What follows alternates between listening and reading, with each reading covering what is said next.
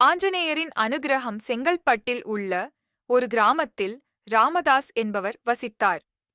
மிகவும் நேர்மையானவராகவும் பக்தியுடன் வாழ்பவராகவும் இருந்தாலும் வாழ்க்கையில் பல சிக்கல்களை சந்தித்துக் கொண்டே இருந்தார். அவருக்கு இருந்த ஒரே ஆதரவு ஆஞ்சநேயரின் பக்தி.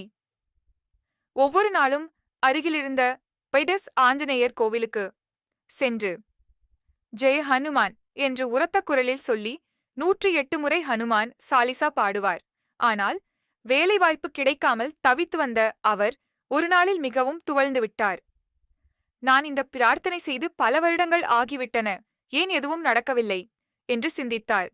அதே இரவு கனவில் ஓர் ஆஞ்சநேயர் தோன்றி, கடின உழைப்பை விட்டுவிடாதே, நாளை ஒரு புதிய வாய்ப்பு வரும், அதை விடாமல் பிடிக்கவும் என்று கூறினார்.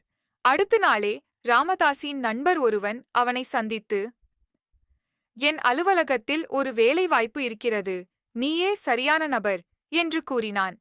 அதில் அவன் கலந்து கொண்டவுடன் உடனே வேலை கிடைத்து சில மாதங்களில் உயர்வும் பெற்றான். அவன் உணர்ந்த பாடம்: பக்தி மட்டும் போதாது, நம்பிக்கையுடன் முயற்சி செய்தால் கடவுளின் அருளும் சேரும். இந்த கதையை படித்து எப்படி இருந்தது?